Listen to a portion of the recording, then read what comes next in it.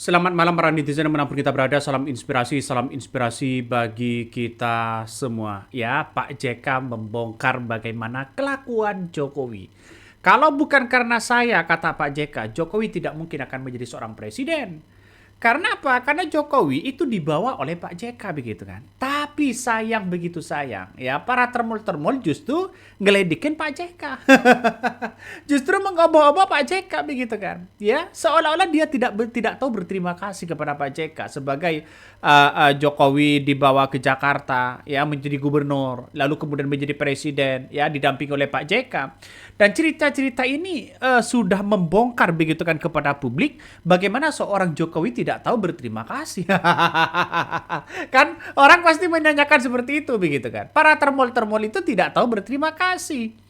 Jadi saya kira ya kalau Pak JK dianggap emosional dan sebagainya mengatakan termol, ya saya kira inilah apa yang kemudian disampaikan oleh Pak JK ini kan apa namanya benar-benar apa namanya benar-benar sangat emosi begitu, benar-benar marah begitu kan. Karena Pak JK sendiri ya sebagai tokoh nasional masih dinyinyirin seperti itu kok begitu kan oleh termol-termol itu. Coba kita tonton apa yang disampaikan oleh Pak JK ya, seperti ini.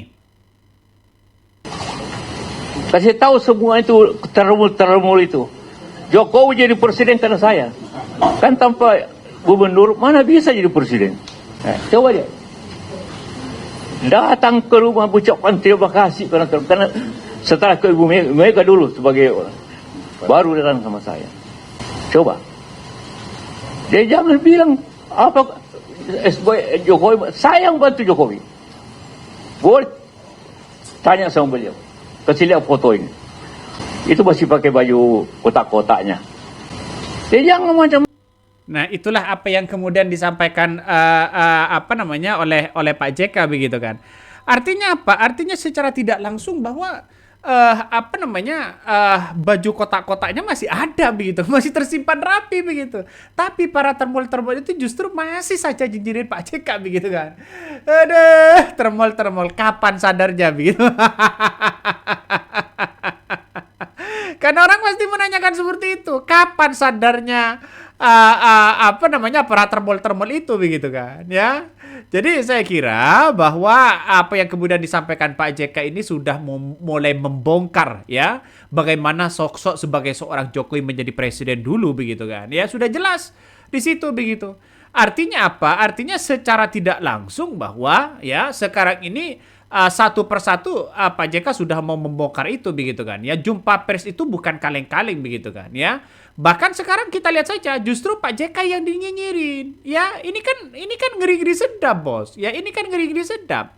Kalau kita tampilkan begitu kan bagaimana seorang Jokowi begitu kan, nunduk, ya, menunduk, membungkuk begitu kan, ya. Salaman dengan Pak JK begitu. Artinya apa? Artinya setelah terpilih menjadi seorang presiden, ya, satu kali dan dua kali begitu, akhirnya nampaknya sudah berbeda jalan begitu.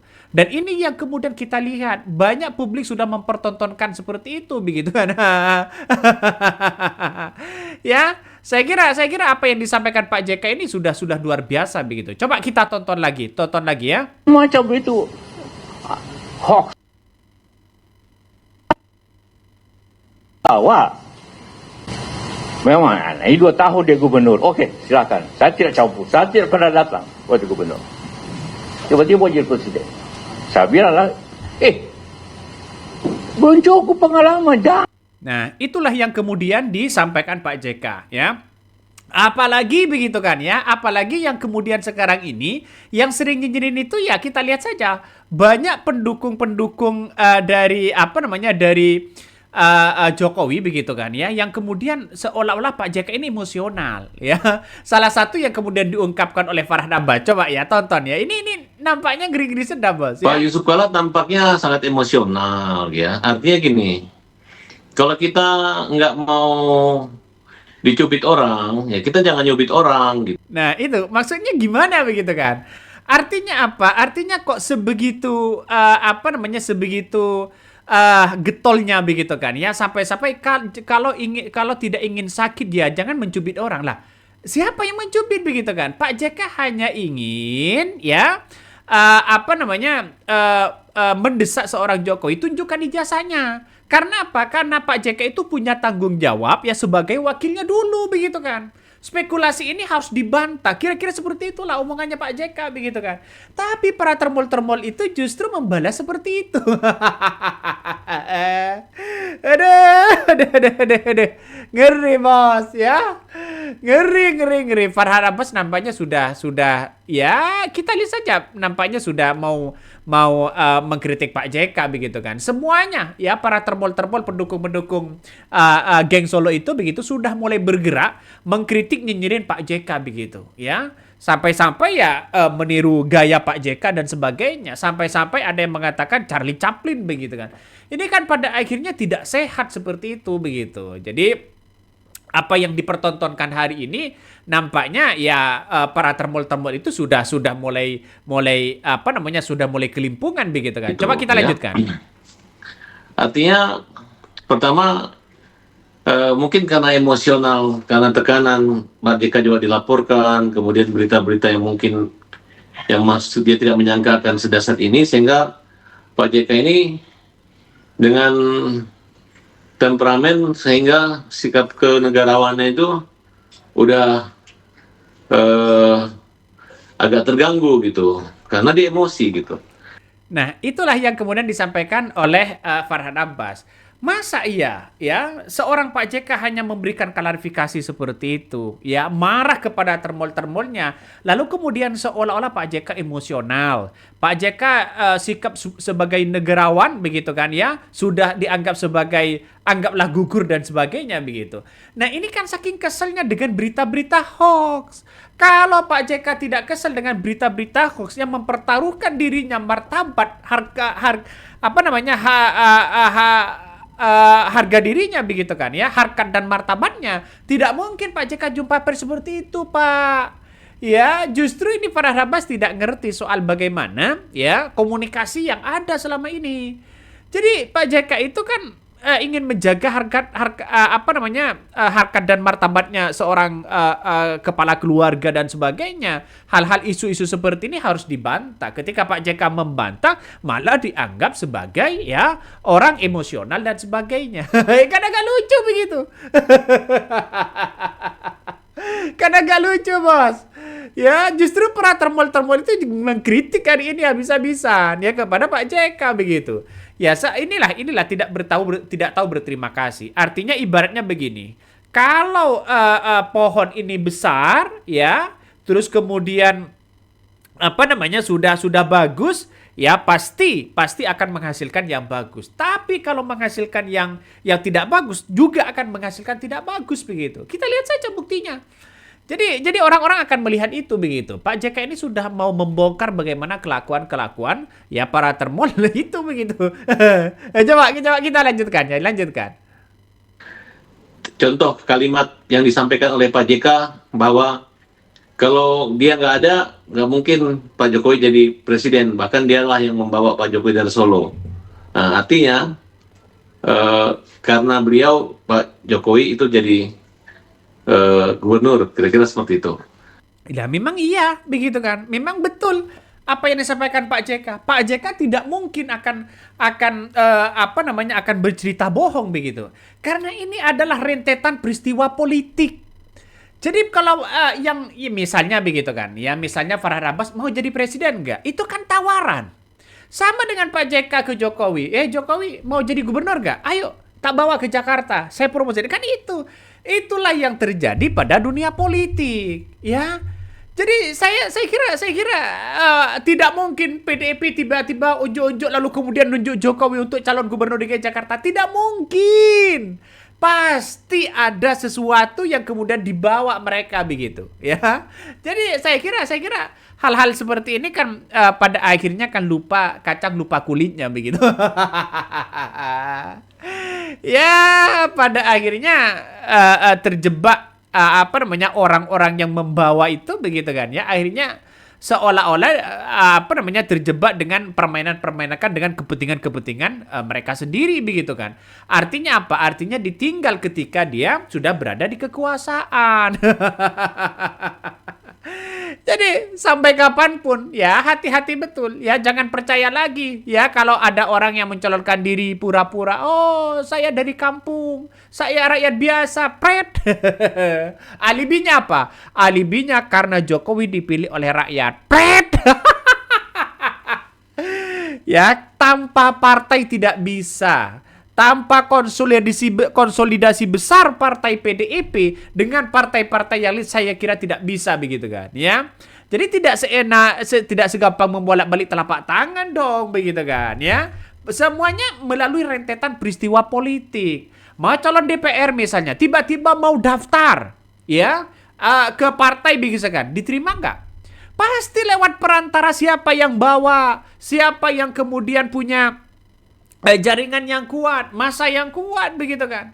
Jadi saya kira inilah dia tidak berpikir secara realistis mungkin begitu kan. Ya mungkin ya banyak hal yang kemudian harus disampaikan juga begitu kan. Nah, dan tidak hanya itu, Wiranto juga menyampaikan begitu kan. Wiranto juga menyampaikan ya ini waktu itu Jokowi dengan Pak JK begitu. Nah, ketika Wiranto menyampaikan ini saya serahkan kepada Pak Jokowi, ya artinya apa? Artinya karena Jokowi dituju sebagai seorang presiden, maka seorang wakil presiden seperti Pak JK karena punya jaringan yang kuat, ya di situ bisa ditafsirkan bahwa Wiranto ini harus ada satu kesatuan begitu kan. Coba kita tonton seperti ini.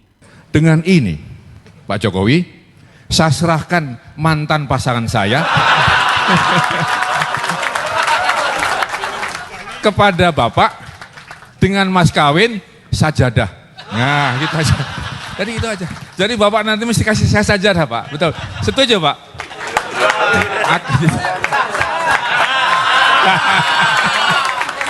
Nah ini, aku terima mantan kamu kan begitu. Baik. Saya terima Pak Wiranto, saya terima. Itu kan asal usulnya tidak mungkin ada rentetan ujuk-ujuk yang sudah jadi calon presiden begitu kan. Ada rentetan peristiwa politik begitu. Nah, peristiwa politik ini sangat-sangat luar biasa prosesnya, membangun konsolidasi, membangun brand ya. Ini kan tidak mudah begitu kan, ya. Yang dibawa Jokowi ke Jakarta apa coba? Kalau bukan atas nama visi dan misi seorang partai, saya kira agak-agak jauh begitu kan, ya. Ya karena kekuatan partai PDIP ya karena waktu itu pertarungan politik yang sangat sengit begitu kan. Pada akhirnya kan menang. Ada Pak JK juga. Coba Jokowi dengan siapa begitu kan. Ya, ini kan menandakan ada konsolidasi besar soal politik itu begitu. Tapi sayang seribu sayang, nampaknya Jokowi ya tidak tahu berterima kasih kata netizen begitu kan. Nampaknya tidak mau berterima kasih. Ya akui saja, kenapa malu begitu kan. Kata netizen banyak sekali ini komentar-komentarnya begitu kan. Ya akui, kenapa tidak diakui? Justru yang ikut-ikutan di sini adalah Partai Solidaritas Indonesia yang menilai bahwa pernyataan Yusuf Kalla itu dianggap begitu kan ya, dianggap terlalu emosional. Lah bagaimana tidak emosional kalau dirinya dituduh sana sini begitu kan ya, dituduh pencemaran penistaan agama, dituduh siapa di balik di balik layar soal ijazah palsu dan sebagainya begitu kan ya. Jawaban Jokowi apa? Jokowi mengatakan Jokowi jadi presiden karena saya orang kampung. Hanya mengatakan seperti itu. Jadi coba kita lihat saja komentar netizen. Bukan siapa-siapa, cuma orang kampung dibantu jadi wali kota, jadi gubernur DKI Jakarta, jadi presiden. Anak dan mantu dibantu jadi wali kota, tapi dibalas mau menghancurkan yang sudah bantu, ya. Ini salah satu pernyataan mantan pendukung Jokowi begitu. Makanya secara tidak langsung ya bahwa ya hal-hal seperti ini ya berterima kasih lah dong begitu kan ya. Coba kita akan buktikan apakah seorang Gibran ini di tahun 2029 akan menjadi presiden atau wakil presiden lagi begitu kan ya. Pertarungan politik akan semakin sengit begitu. Ya, mungkin Pak JK untuk mendukung lagi begitu trauma. Aduh, ini kan kenapa tidak diakui selesai? Kayak kalau saya jadi Jokowi ya saya memang dibantu oleh Pak JK. Selesaikan urusan, tidak panjang. Ya para termol itu justru masih nyinyirin ya, masih sana sini, pada ujung-ujungnya kalau dilaporkan minta maaf.